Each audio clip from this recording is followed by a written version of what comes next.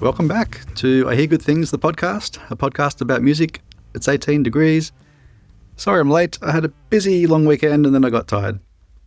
But I'm ready to go. I suppose I should catch you up on my lawn. You might remember in episode 1, my neighbour told me my battery was too small on my trimmer. I should get a better trimmer from Temu and get a bigger battery to put on it. So I took a half measure toward this. I went and bought a bigger battery to put on my current trimmer. And I don't know a lot about batteries, but I asked the toolman at Bunnings, can I use the same charger for this big battery as I use for the smaller battery? And he sort of looked at me funny and said some numbers. So I took it home, put the bigger battery on my current trimmer, started doing the lawn. And then while I was doing the lawn, I started to smell smoke and I was sort of looking over fences, wondering where it was coming from. Friends, I'm sure you already know where it was coming from. It was from my trimmer. So I think my old trimmer is dead. I ordered the new trimmer from Temu. It took me about half an hour because you have to proceed through spinning the wheel to receive prizes. Oh, you've won $1,000 free credit. Choose your 5 free items. That takes forever. Oh, you've won another $1,500 credit. You really are amazing at this. Anyway, my trimmer has arrived. It's now sitting in a box, and I'm a bit scared to open it. I don't know what it is where I have to psych myself up to open parcels sometimes. Does this happen to you? mail@iheargoodthings.com. What else has been happening? I went to see Mitski. She was playing at the Sydney Opera House as part of Vivid. If you don't know Vivid, it's not important. It's like lasers and stuff. I'm not the biggest Mitski head, but she's a titan of indie rock over the last decade, I would say. I like her music, and I thought her show would probably be mysterious and cool. But turns out she's the most normal person. It's very strange because she's inspired this scarily obsessive fan base to the point where she had to step away from social media and was talking about giving up on music. I'm wondering, are people like this about her because she's so normal? Is there rising a sort of relatability spectrum that goes from not relatable, not interested, to, oh, she's like me, to she's so much like me, I'm screaming and crying at the show? Or is it coming from the music itself where she can be very intense and she's feeling things really deeply? I'm in the wrong age group to answer this question, but it was interesting. There was a point where she'd been chit-chatting for a bit, and then she said, okay, I have to get back into character now, and started doing her intense thing again. Maybe there are two sides to Mitski. Anyway, it was quite cute. During the song Where's My Phone, she ran around the stage looking for a phone. Good stuff. Folk Beach Trio was supporting. Still don't like them. Very boring. I think people are just wowed by the harmonies, so they don't realise there's no songs. Hopefully they'll get better at the song part. All right, let's get into it. In this episode, been thinking I should, at the top, I should say what's happening in the episode. Noticed a few podcasts do that. In this episode, I talked to local rapper Nabu and also to one half of DJ duo FemP3. Maybe one day I'll talk to the other half. And later on, I'll talk about Hannah Murray's extraordinary book, The Make-Believe. I am obsessed with this book. I'm on the screaming, crying end of the spectrum. So stick around for that because I need to talk about it. But first, some new releases.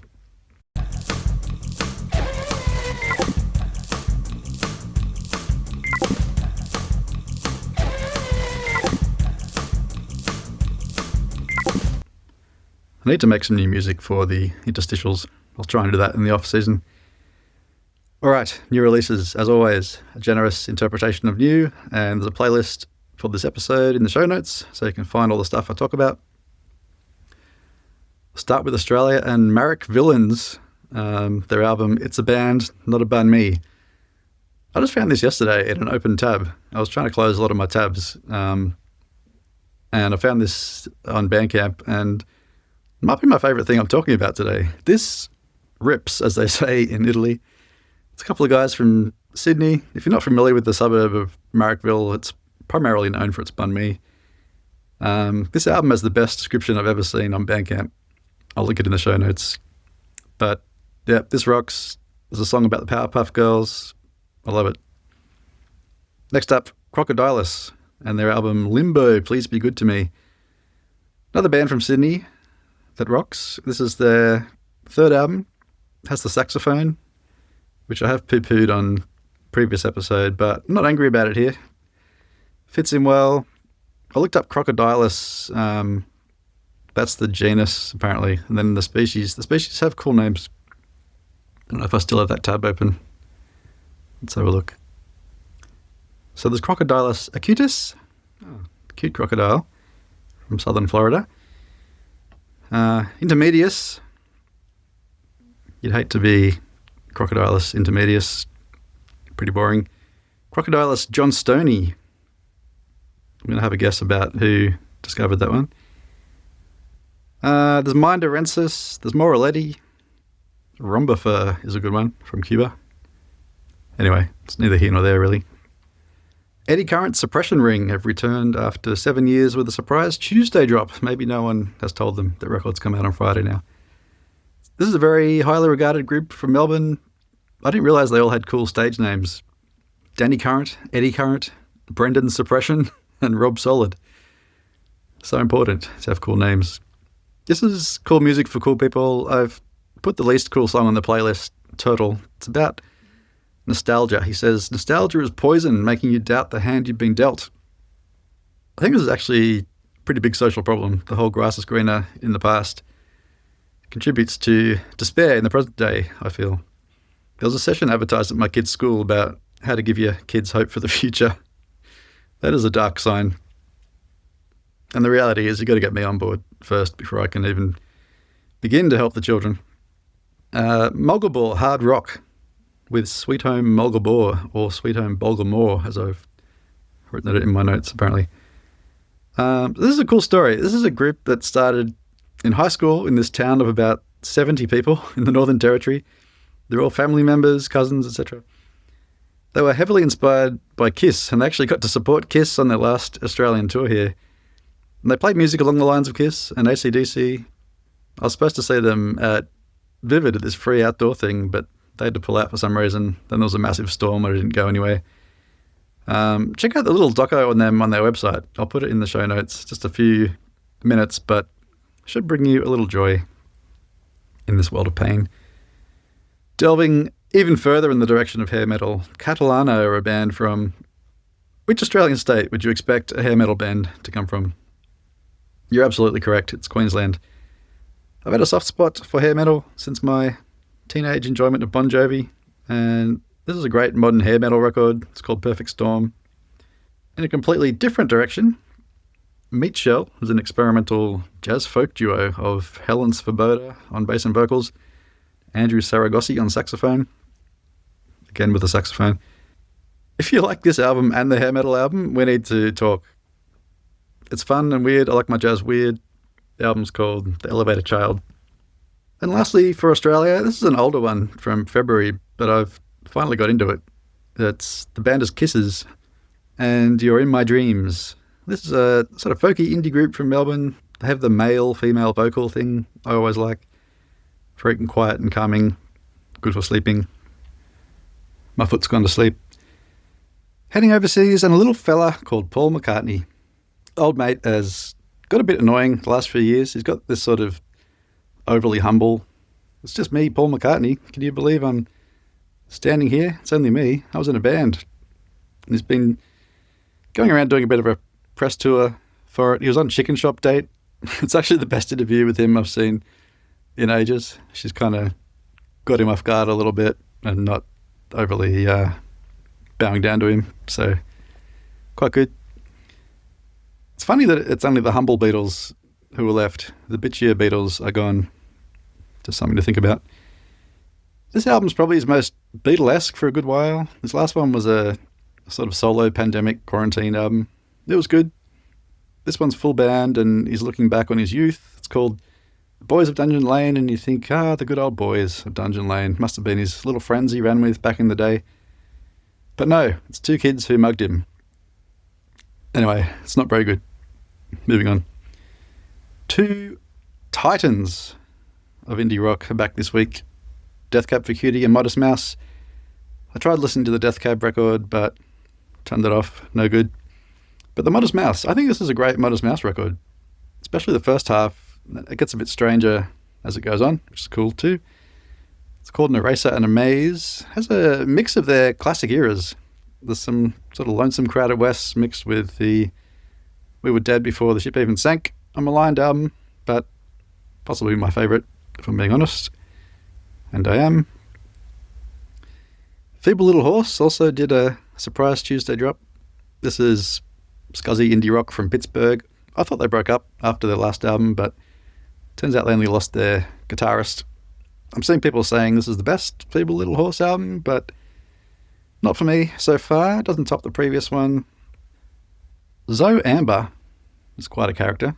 Originally from Tennessee, now in New York, but retaining that great accent. They've released some albums before as a saxophonist. Why does this keep happening to me? But this is their debut singer-songwriter album called Eyes Full. I first saw Zoe Amber on an Instagram reel posted by Matador, and everyone was piling on with these negative comments like, no thank you. It was pretty cruel, but I could sort of understand what they were responding to at the same time. It was a little bit giving mental patient, if I can put it that way, the shaved head and wild dancing. It's hard not to compare their voice to Adrian Lenker's from Big Thief. I thought they must be from the same area, but Adrian's from Minneapolis. It's similar to Adrian Lenker's solo stuff in that when it's good, it's great. When it's not, it's kind of painful. But I really like a lot of the songs on here. I think this is an artist with a lot of potential, so I'll see where they go. Next up, Makthabascan. Makthabascan is a Swedish post-punk band on their fifth album, Glass and Bones. Probably my other favourite this week. There's a lot of Sugar Cubes, Björk's early band, in their sound, and the usual things like Cocteau Twins, the Sundays. A lot of high-energy, big, straining melodies, which are great, and then a couple of quiet ballads, which I don't like so much. I always think about something I read where they were talking about Beyonce's pitch sort of being too perfect, and back in the day you could really hear people straining for the notes, and that's what makes it human and exciting. And I feel that kind of thing with the melodies here. She's really stretching for these big notes. Barming Tiger is a really interesting group from Seoul. They're a kind of creative collective, but also a band. So there's visual directors, DJs, rappers, singers. There's like 16 people. And the music's a mix of all kinds of things. Funk, soul, rock, rap. There's tribal rhythms. Am I allowed to say tribal? Let's say old world music. The album's called Gongbu, and apparently it's about a fictional research institute called Gongbu Korea. If you watch the video in the show notes, the first half is the song, and the second half is just some guy watching things in a lab. The Koreans seem to be quite high concept in their music. And finally, I'd be remiss to not include Boards of Canada. This is an extremely highly regarded electronic group from Scotland.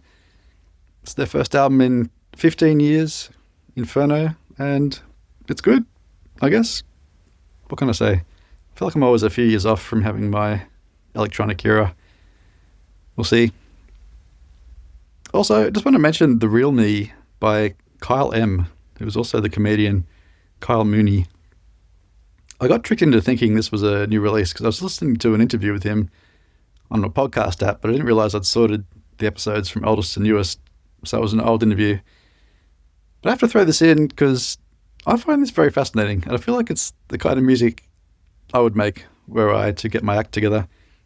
It's using the form of comedy music to make something that isn't comedy and has earnest things to say, which I think is kind of brilliant. I sent it to my daughter and she said it was okay. That's all for now. After this noise will be my chat with Nabil, who performs as Nabu, and Kelsey of MP3.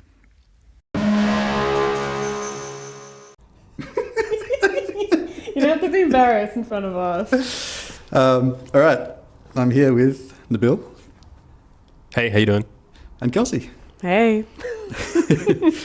Nabil is a rapper. Kelsey is a DJ. I learned it yesterday. As of like 4 weeks ago. 4 weeks ago. Yep. Nice. Yeah. Nabil, let's start with you. Rap. Yes. I famously don't know anything about rap. I've noticed because anytime I post in the channel, I was telling Kelsey today, I get no responses or likes or no engagement from anyone, but that's fine. It's my bread and butter, thankfully. Yeah. So I'll ask stupid questions probably. That's fine. No such thing, apparently. Well, yeah. I'd like to know about rap in Sydney. What happens in Sydney? Where does it happen? Is there much going on? Where does it happen is an interesting question. I think the biggest contributors are probably from Western Sydney at the moment. Uh-huh. There's like pretty bustling crowd of not even just rappers, but just general creative scene. Yeah. And it probably just comes from the fact that it's a very diverse part of Sydney, and a lot of multicultural influences and stuff as well. But in terms of rap, it's kind of all over. Obviously, you also have the inner west in terms of the creative scene, probably like one of the only major hubs for creativity outside of Western Sydney as well. And then you got, I guess, Surrey Hills and all that contributing to it. But in terms of like events and stuff, there's a lot of like local, I guess, collectives that hold events and then I guess host artists at the same time, mostly DJs. And I think there is still a lot of room for local artists to be put on lineups and stuff. Like there's a lot of pushback whenever you go to like, for instance, the Wu-Tang concert happened recently. And I think it was Hooligan Hefts that were opening for them. And they're just so outdated now. Like they're not bad, but there's so many other artists that could be doing it. Right. But in terms of what's happening with it, I think it's still I think it's been bubbling under the surface for a while. There's definitely a lot of talented artists. And yeah, like it's getting there, but I don't think it has the backing from or the infrastructure to actually blossom as it could. So are there many mixed lineups like with other genres, or is it usually all hip hop together? There's a lot of like R&B, a lot of indie musicians coming out as well, but it's kind of the same thing. Like it's very DIY. So for now, it's like putting yourself on as much as you can. The people, you really have to support yourself, and I guess that goes across the entire industry. But like I said, it's Sydney's infrastructure that's not as, I guess, strong or rigid as it possibly could be. If you compare us to Melbourne, there's a lot of fantastic Melbourne artists who have somewhat of a global stage, but at the same time, like the Sydney artists are probably just as talented, just don't get the same exposure as they do. So yeah, I think it's a matter of, like even yourself, because you're obviously really into music, not having too much access to what's happening in Sydney in terms of rap as well. That's just the point proven, where it's just not as much shine as it could possibly get. Yeah, because I'm pretty like tuned into rock sort of stuff, exactly, and indie stuff, but I'd never hear about hip-hop yeah, stuff. There's a lot that could be done, but it's hopefully something that's going to be fixed with time. Yeah. We never know. Is there any distinctive qualities to like Sydney versus Melbourne or other cities? No, I think it's very similar. I would say Melbourne might have a bit more, I don't know if originality is probably a harsh word, but maybe a bit more originality. I feel like the Sydney scene is very, and this is also going to sound harsh, it's underrated by everyone outside of it, but I think slightly overrated by everybody inside of it. And mostly because I don't think Sydney has found its sound, not even in terms of rap. I think Australia in general hasn't really found its sound in the music scene. Like we haven't really created a genre. Not that a genre should really be a thing. Like we shouldn't have to put titles on everything, but there's still room to create a new sound or something fresh that could come out of Australia, whether it's Sydney, whether it's Melbourne. That's remains to be seen. But when you compare us to like the powerhouses of like creating music in the world, we're quite far behind. And I think that's where Sydney may lack, because we kind of just imitate or mimic what's happening overseas. Sometimes something cool gets created out of it and we like diversify and build off a sound that already exists. But a lot of times we're just copying. And yeah, that's good if you want to get onto a global stage, but you're limited at the same time, because it's like, why would I listen to this when I could just get the same sound from local music in my own city? So I think Melbourne might have the upper hand there in comparison to Sydney, because I couldn't tell you why. Maybe just Melbourne's a bit more recognized and has a bit more freedom to create like that, and they don't feel like they need to necessarily imitate a sound to get seen. Yeah. Who do you think of as being original in sort of Australian hip hop generally? I think one of my favorite artists is Zion Garcia, who I think Kelsey has seen live before as well and thinks he's incredible. He's also very young. He's like Polynesian and from the West as well. And he's just like, you can hear his influences, but has his own take on the sound. Very Australian, but also very like true to who he is as well. Then there's Yibby. He's a friend of mine as well, but he like, as much as he might fit into like the slow sample based sound, like Earl Sweatshirt and Navy Blue and stuff, he's also kind of built off his own into that. And Vivi Peach, she's incredible. She's so good. I think she's from the West as well, and she works with a producer named Utility Catalog, and they make like very industrial sounds. And she's African, so she has like a lot of obviously multicultural influences as well. She's incredible. And one of the artists I'm like very excited to see like bloom, because she's doing incredible stuff. But those are probably my top 3 artists I think out of Sydney, and probably the most original as well. Yeah. Nice. So you started putting out music about 7-8 years ago, something like that? Yeah, quite long. Yeah. But like 2018, I think, I released an EP, which is now deleted because it sucks. And then just singles and singles and singles after that. And then released a single 2 weeks ago. 2 weeks ago? Yeah. Which was my first one in 3 years. But I also made it 3 years ago. So it's quite old at the same time. And I've also just moved on from the sound and making my own stuff. And then EP coming soon as well, which is exciting. Oh, nice. Yeah. Awesome. Yeah. Do you make all the like the beats and stuff yourself? No, my friend and collaborator Adrian, or Lou Bardi is his stage name. He's an Italian guy from America, but he lives in, where does he live? Summerhill now. So also local. And we go to Offbeat Collective in Marrickville to make the music. Usually like once a fortnight we get a session and go from there. Nice. Yeah. So do you play together as well? And like if we do live stuff, so we haven't done anything live in a while, but we hope to soon. I think we'll do something for the EP when it comes out, because the Offbeat guys are very welcoming and usually allow us to put something on in the back end area, the backstage area they have there. So hopefully something there, and invite friends and family, and hopefully get some free frangos out of it. Which is going to be our biggest selling point, I think. Don't worry about the EP, free frangos, everybody. Yeah, I recently realised that launch parties are probably the best show to go to. So if you want to call it a launch party. That's what I'll do for sure. I'll be there. Was hip hop always your music, or how did you get started? Yeah, Eminem when I was like 7, which is really bad. Listening to Eminem as a 7-year-old. What was it like? The Eminem show with Without Me, Business, all the bangers on that one. Still know all the words to that album, and also the Marshall Mathers LP. But he, like, I think being the biggest artist at the time and still one of the biggest artists in the world, kind of like made rap more mainstream, especially as a white blonde man as well. Probably lended a huge advantage to him.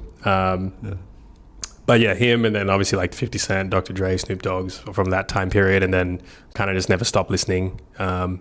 And then I think I got into like more of the R&B sound in like high school because I was dancing as well, which I no longer do. But then I guess like early 2010s, then the Vince Staples and the A$AP Rockies and the Schoolboy Q's and everybody started coming out, and they're still probably my favorite artists that exist, because that period is probably one of like the golden ages, especially compared to the 90s with like the Tribe Called Quest and the Wu-Tangs and all that stuff as well. So there's a few like definitive periods in rap, and thankfully I've like done a lot of digging on it. So, but I think, yeah, Eminem was probably the biggest influence, and coming up as a 7-year-old listening to it. But yeah, my brother also put me on to a lot of that stuff. So yeah, blame him for the bad influence, I guess. Is there other like Indian background artists that you... There's definitely a lot of Indian artists. I think Hanuman Kind is probably the biggest one. He blew up in the last couple of years, but there's definitely more like budding smaller artists coming around. I'd have to like dig and find out their names because I don't remember them off the top of my head. But in terms of like Indian influence, maybe not a rapper, but J. Paul is massive, and he's like more of obviously on the pop side, and he's influenced so many of the current generations of artists from like an unreleased demo or legally released demo that he had. And obviously has made a return in the last couple of years playing live shows and stuff. So he's probably one of the biggest ones with like an Indian background. But you're putting me on the spot. I'll have to think about, because there's definitely a lot more that even we may not even realize are Indian. I mean, Charlie XCX is Indian, so that's major. Oh, really? Yeah, she's half. Half and Lebanese. Yeah. Oh, right. Yeah. Okay. So it's a big one. But yeah, there's definitely more. And I will come back to you with a list.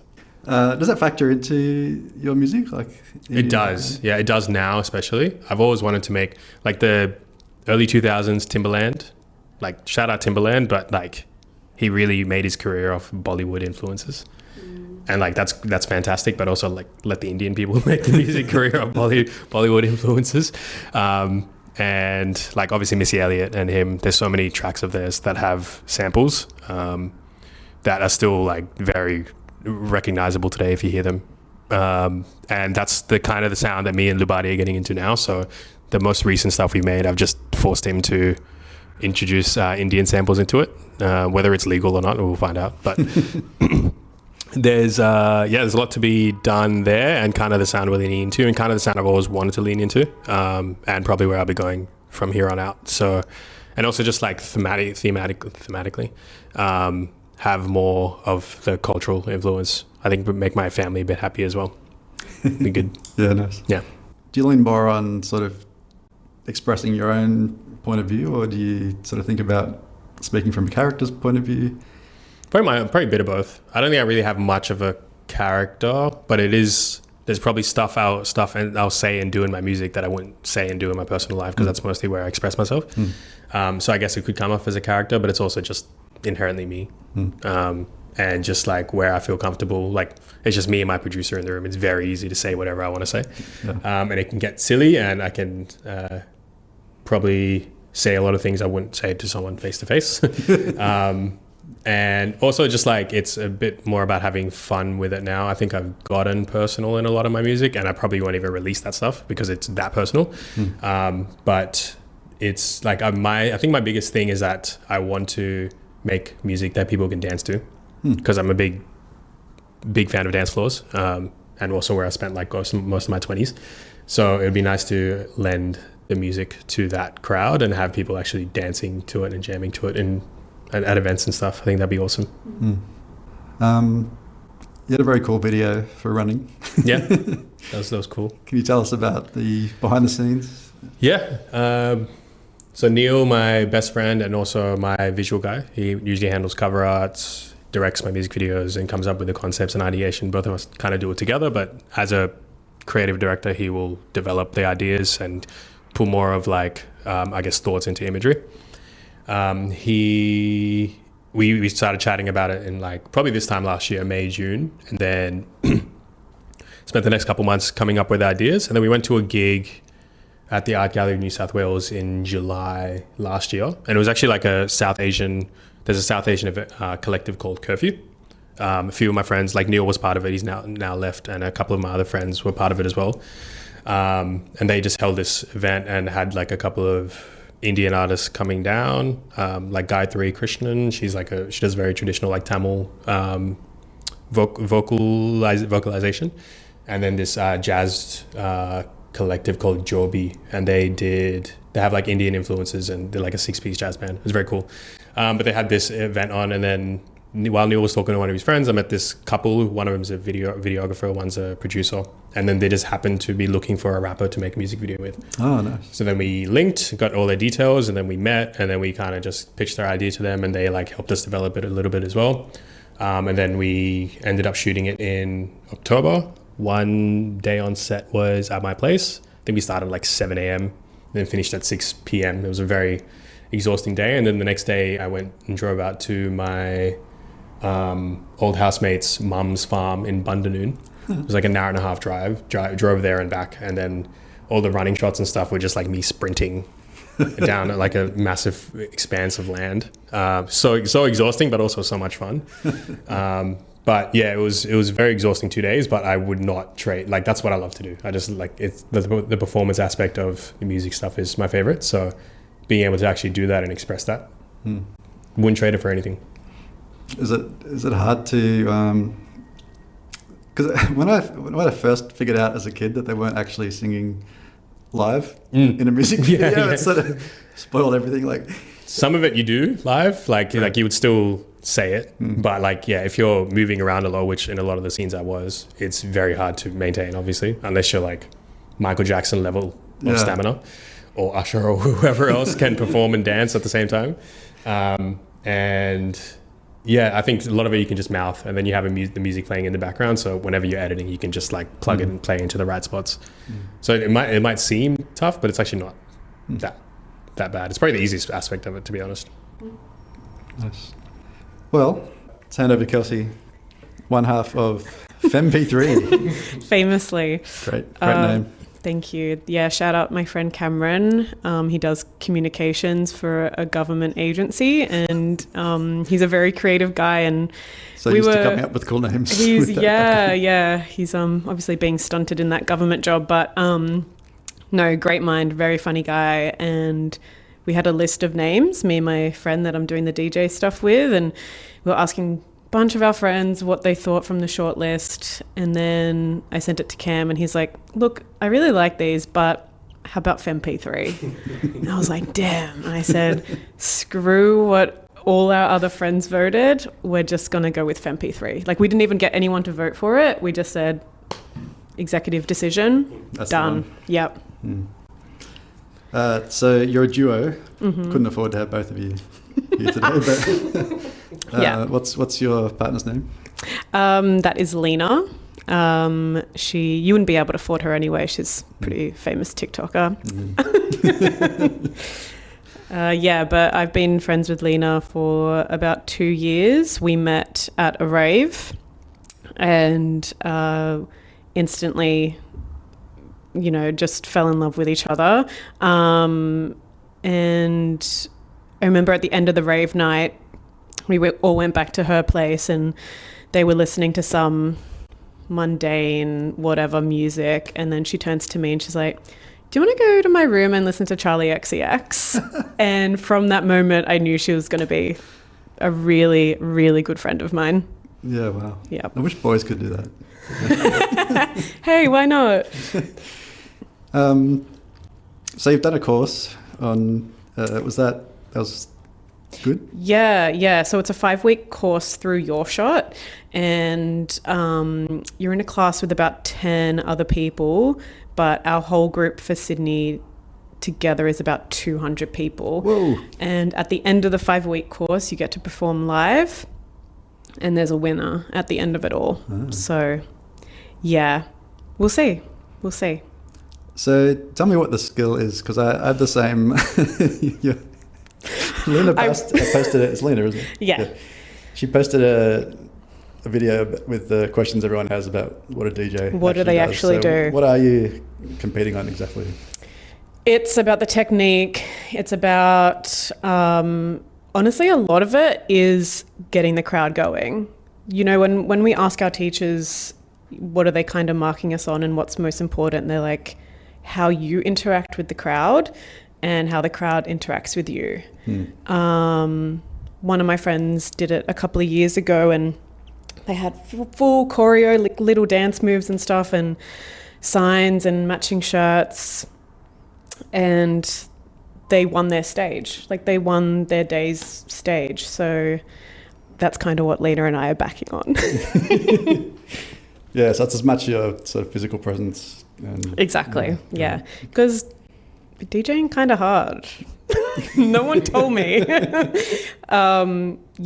the techniques and stuff we're still learning, and look, ours isn't going to be as technical as probably others on the day, but we love music. We often go to see DJs play anyway, so we're like, why don't we just have a little go? How does it work as a duo? Like, how do you split what you're doing? I don't know how others do it, but we only have a 25-minute set, and we're only going to do like 3 songs. We'll do like, I'll do 3 songs, and then she'll do 3, I'll do 3, she'll do 3. So we were doing 1-to-1, but it was so hard. Right. Like, it was way too hard. So we're like, okay, you just think about what you want to do, and I'll think about what I want to do, and we'll merge it all together. So you're not actually splitting tasks between you so much as just you do a song. Yeah, we will kind of help each other out. Like if someone's off a BPM, we'll like fix it up for the other while we're getting everything else sorted. Fixing the EQs while they're bringing the other song in. Kind of just looking after one another. Yeah. Is everyone cool in this class? Yeah, of course. Of course everyone's cool. Everyone's cool in their own way. There's so many different genres. Everyone in my class is doing a different genre. Like some people doing fully hardcore dubstep, some people doing chill house. It's so interesting. And everyone's dancing. Like we did the little showcase to the class this week, and everyone was just vibing every genre. It was really nice. I don't know. It's for the girlies. It's pop, it's remixes, a little bit of EDM, a little bit of hyper pop. Yeah, just for the girls. We want people to dance. So I'm just like I'm curious how they teach you. Like, can you sort of break down particular skills that they teach you? Yes. Honestly, the majority is just finding songs that go well together. Like you would think like, oh, I really want this song and I really want this song together, but then you'll put them in, we're using Record Box, you'll pop them in Record Box and they'll have completely different BPMs. They will not go well together at all. Honestly, a lot of it's like vibe as you go. Like you can teach someone to DJ, but also we're getting taught by people that have been DJing for 10 plus years. A lot of it is just figuring out your vibe and how you want to do the transitions. There's so many ways to do transitions, and yeah, me and Lena were doing that fade in, fade out shit. The classic. The classic, yeah. So there's not that much to learn in terms of what buttons you're pushing and all that sort of thing? Oh, definitely, but I'm definitely choosing to, keep in my brain what I want to keep in my brain. We're learning to loop songs and stuff, but I'm just like, girl, just let me play the song. Like, let me just get through the set without pressing pause in the middle of the set. Yeah. Which will happen. Have you seen the War of the Worlds with, what's his name? Ice Cube? Is it Ice Cube? No. Ice Cube. No. The whole movie's like just watching him move his mouse around to different applications, and like he paused the music, and anyway, it just reminded me of that. That's funny. Maybe we'll put that scene in the back of our set. That'd be funny. Pretty cool. Put that on a loop. As a non-cool person, that would be pretty cool. I'll come for that. What was I gonna? Audrey Hobart. Yes. Total pivot from DJing. Yeah, let's pivot to Audrey Hobart. The number one Audrey Hobart. You've seen her twice, is it? No, I've seen her once. I tried desperately to get a ticket to see her at the Lansdowne like a year ago. And those are probably the hardest tickets. I mean, that venue only holds 20 people anyway, but I couldn't believe it. Those tickets sold out within 30 seconds. And when you find a new artist and you're like, I'm the only one that knows about her. Yep. And then you get freaked out and you're like, whoa, okay. There's like thousands of people that actually really want to go see her at the Lansdowne. But yeah, I got a ticket to her Enmore show, which was a week ago or 2 weeks ago. Crazy scenes. As a person in their 30s, walking into the Enmore Theatre with probably not a single person under the age of 22. Wow. Over the age of 22. We walk in and everyone on the ground floor is sitting down. The show hasn't started yet. There's probably about 15 minutes before the show starts. Everyone's sitting down in little kumbaya circles. And we're like, you know what? I've never seen this be done at the Emborn Theatre before. But the vibe was kind of nice. It was like, you know what? I do want to sit down. I don't want to stand for 30 minutes before the act actually comes on. Everyone was just respectful and sitting down, and then they started, you know, playing the music a little bit louder, and everyone gets up and you're like, oh, I'm only like 5 people away from the stage now. But in saying that, also with the young crowd, not to sound ageist, but we need to dance. We're not dancing. Oh, they weren't dancing? No dancing. Everyone on phone, filming. It was kind of disappointing, but it's also, you know, I think that comes with that age bracket. You know, you have people that turned 18 when COVID was happening, and they just don't know how to act at a concert. So do people take her more as a singer-songwriter than a dancer, dance sort of? I guess, artist? but she had a live band. It just wasn't her and a guitar this time round. She had a full live band. So it was probably a little bit more upbeat and loud than usual. I was dancing. I was sweating. I nearly broke that floor again. Is there a name for Hobart fans? Birdies, the hose. The hose is funny. I actually don't know. Maybe I'm not that entwined in the Audrey Hobart internet lore. If you'd gone to the Lansdowne, you would have. Maybe. That's how you got a ticket. That was a quiz question. You also saw Good Charlotte. Oh, yeah. Which apparently is a huge band for you. That band means so much to me. There's so many parts of my childhood and teenage years that are so connected to that band. I remember taking their album, The Chronicles of Life and Death, on a family holiday, you know, packing my little suitcase as a 13-year-old, going to, I don't know, somewhere in Queensland as a little emo kid. I was like, yeah, I'm going to pack this CD, asking my parents if the holiday apartment comes with a CD player. And it did.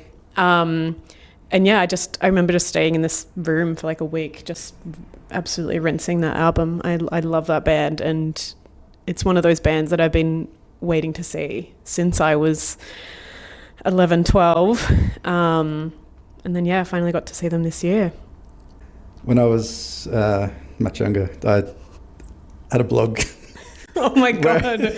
where I mentioned Good Charlotte, and I was piled on by hundreds of teenagers screaming at me. You might have been one of them. What did you say? Can't remember exactly. I think I was perhaps a little dismissive of their lyrics. But, interesting. A specific... Fortunately I don't remember. Dismissive of their lyrics. Wow. Okay. End the podcast. End the podcast. What connected with you about the lyrics of Good Charlotte? Oh, you know, when you're an emotional teen, something about cute boys singing about, you know, their parents not loving them. I was like, yeah, totally. My parents loved me. Like, come on. But, you know, I just loved like Simple Plan, all that sort of thing. Like My Chemical Romance, they used like all that of that time. I was like, yeah, I'm emo and I'm really sad and I need to listen to these artists, which probably made me more sad to be completely honest. But it's comforting. It was comforting. And, you know, Good Charlotte, they have sad songs, but they also have really upbeat songs. Like the first 2 albums are so fun. So fun. Yeah. What was the show like? The show was insane. They've been doing it for 500 years, but they knew how to put on a show. It was so loud, but in the best way possible. They played my favorite song, which was never a single. It's kind of hidden on the second album, called Riot Girl, and that's my favorite song by them, and it was on the set list. And it was one of those set lists that was perfectly, you know, it was the perfect mix of old and new stuff because, I think when you go into Good Charlotte, you're not listening to their new albums, and the new albums aren't good. They haven't made anything good after the Chronicles of Life and Death. So when was the last time they put out something? Last year, or like this year, last year, and it is so. So it was like an album tour. Yeah. So yeah, the album was named after the latest album, but I think they only played like 1 or 2 new songs, and the rest was old stuff. It was That's so good. That's what you're supposed to do when you're a 20-year-old band. Totally. And like everyone there is 30 plus, so yeah, please play the old stuff. But it was just so good. It exceeded my expectations, and it healed 12-year-old emo me. Fixed. Solved. All issues gone. Now it's just Hobart from here on. Yeah. Yep. All right, I'm going to ask both of you for some recommendations for some albums that have maybe come out this year, maybe not. Or coming out, maybe? Or coming out, yeah. Okay, I have mine. So, again, for the girls, my album standouts from this year already. Tiffany Day, her album Halo. Maybe Audrey Hobart vibes, but more on the more electronic pop side. And then gotta say Slater, Worst Girl in America.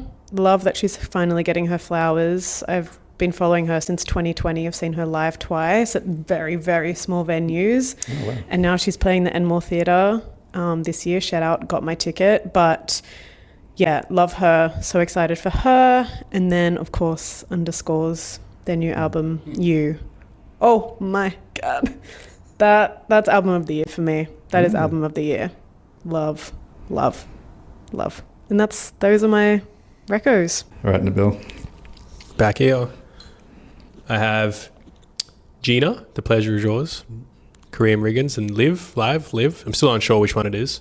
I don't know if you've seen Liv's or Live's Instagram, but she said it's pronounced Live, and it's just spelled exactly the same, just liv.e. So it's going to be a mystery to me until she says it. James Blake, Trying Times, incredible. I think he really tapped into 2012 or 13 James Blake, which is really nice to hear. Puma Blue, Croak Dream, also very incredible.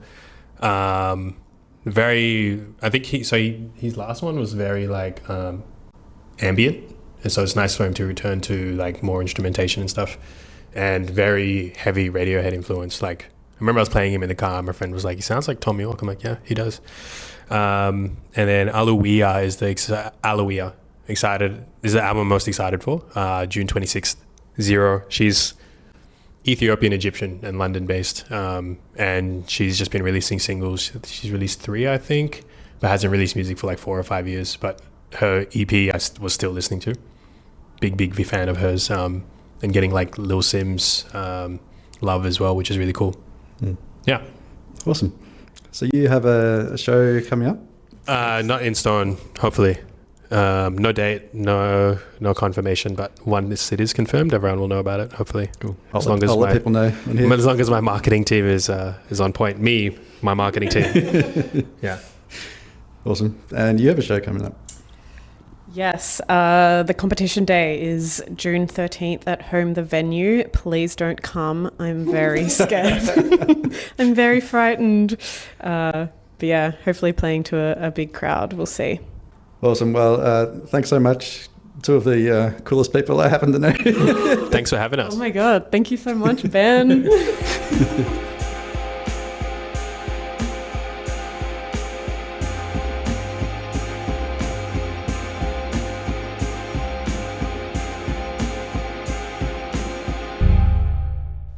It's time for a book look, or a look at a book. And what a book. Last weekend, I visited my audiobook provider of choice's website and saw a new book by Hannah Murray about how she got sucked into a cult. I didn't even read the full synopsis, which will become important later. I just said, say less and take my money.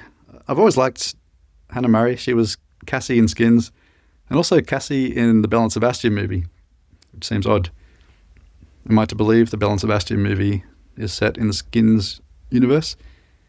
She was also Gilly in Game of Thrones, but that wasn't a great part. She was the wildling who ran off with Samwise Gamgee or whatever. She was also in a movie called Detroit, which is where the book starts. I watched this last night to prepare for this episode. Good flick. Catherine Bigelow. Pretty good director. But she was feeling traumatized from her experience in this film where she gets thrown around by police and a dress ripped off, and she talks about how she had to do these scenes over and over, and she had bruises all over her. So she's talking to someone on set, and they say, oh, you should try this Reiki healer. And this is where the journey begins. Now, the fact that I didn't read the full synopsis greatly heightened my experience of this book because I didn't know what was coming. And I want everyone to have the sublime experience I had in the middle of this book. So if what you've heard so far is interesting enough for you to read the book or listen to it, as I did, turn off this podcast now. Thank you for listening. See you next time. Go be spoiler free. Are you gone? Okay. Don't really believe you. But anyway, as I said, I had a sublime experience reading this book. But the grains of salt you should take that with are as follows. Firstly, okay, I have a bit of a thing for Hannah Murray, all right? But come on, there's a scene where she's dancing around her lounge room to Simon Zelotes from the Jesus Christ Superstar soundtrack. She listens to Meatloaf when she wants to feel grounded. This is my kind of person. But why is she my kind of person? Aha! Well, so in the book she tells the story of how she gets more and more involved with what she calls the organisation. She never names it, but it's pretty obviously the modern mystery school you can read about online. Starts off with strange healing sessions where she comes to believe magic is real because she can feel things physically happening to her in these healings. And they make her feel incredible, and she wants to feel like that all the time. I'm already relating hard to this because when I was younger, I wanted to believe that supernatural things could happen and that I could feel things like this. I grew up at a time where there was this idea of being slain in the spirit in church. You might have seen videos where there's a pastor putting their hand on someone's forehead and they fall down, and sometimes they're shaking, etc. So I know what it's like to be wondering, is this real? Are these supernatural experiences real? And I want to experience them if they are. But as she goes on, what's happening in her head during the sessions and meditations is getting more and more fantastical. She's seeing things and hearing voices, and she's encouraged by the group to think she's becoming divine and she's going to usher in world peace as the queen of this cult, with the leader as king, who she's become completely fixated on. And she starts having this experience where she feels like she's giving birth from the top of her head. And at this point, everyone starts getting worried about her, and they start performing an exorcism, as you do. But she just finds this funny. And eventually paramedics turn up and drag her away, and you realize, oh, she's having a psychotic episode. And she's put in a mental hospital and diagnosed with bipolar. See, I wish you would listen to me and had the experience of hearing her tell that story, because the way she tells it, everything is described as it's happening in the moment. It's not a reflection looking back. You're always in the present and you don't know what's coming until it's happened. I've never read anything like this. Not that I've read a lot of books, but I've never read anything like this. You're hearing what it's like from the inside of a psychotic break. And it's such an honest book. I heard one reviewer say they could never show their face in public again if they said the things that Hannah says here. It's really matter of fact about really wild things. So once you find out, along with her, that she has bipolar, other things start to make sense. She was chasing this feeling that she had periodically through her life where she felt really good. Even just walking down the street, she'd feel like she was in a movie, felt amazing. And she thought all of life was supposed to feel like that, and it was her fault when she didn't. But she was actually experiencing mania, and it's what really led her down this path into this organization, because she thought she'd be able to achieve that elated state all the time. And she says now that she believes the manic periods are just as dangerous as the depressed periods. And looking back at some of the stories she told before the big climax, you can see what she's going through is mania. She's doing crazy things, but she didn't understand what it was. she just thought she was having a cool life. So my experience with bipolar, I go through cycles where I feel quite crazy, mind racing, etc., and then go into sort of deep depression and then flatten out a bit before it all happens again. So I think when I see someone else with similar conditions, I feel this real sympathy towards them, which is even extended to someone like Kanye, to bring this back to being a music podcast. I was more willing to be understanding of him way longer than other people because he said it was bipolar. And I don't know if he's using that as more of an excuse than it is. I've never sold swastika t-shirts or praised Hitler myself. And she writes about Kanye too. She says, "I'm no longer convinced that bipolar disorder is a viable excuse when the person's views have gone so very far off the deep end. Still, I find it hard to cut off my empathy for him entirely. I find it hard when certain aspects of his downward spiral in 2016 would come to echo and resonate through my own." And I do feel that as well. Anyway, what to learn from this? I think, for me, this shows the danger of even small bits of woo-woo. It's seen as this cool thing, especially for women, I guess, to be into astrology or tarot reading. But you see with Hannah how the belief in magic and destiny got massively amplified by the self-grandiosity that comes from mania and feeling special and chosen. And that was coming both from the mental illness and the ideology that she was being fed.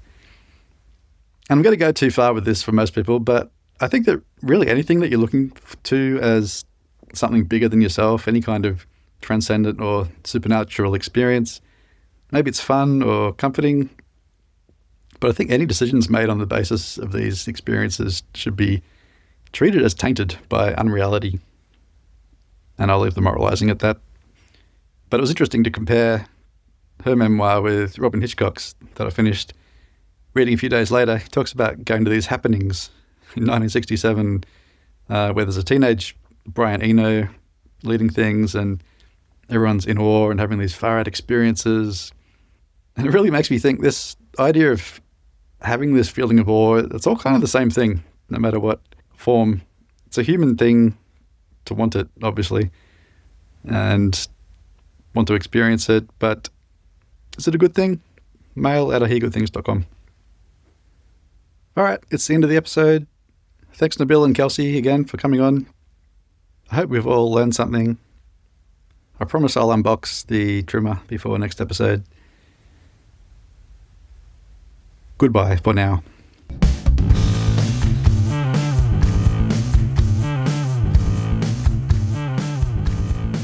I'll cut that out.